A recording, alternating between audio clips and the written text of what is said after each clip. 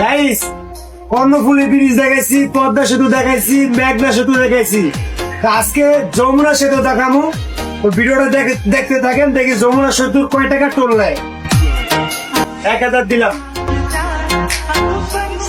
পুরো 1000 টাকা টোল নিয়েছে। ঠিক আছে, আসলে যতগুলো সেতু আছে বাংলাদেশে সব থেকে চাপিল সেতু হলো যমুনা সেতু। তো একটা গাড়ি ওভারটেক করতে অনেকটা কষ্ট হয়, পুরো সেম সেম। তো চলুন ভিডিওটা দেখতে থাকে পুরোটা।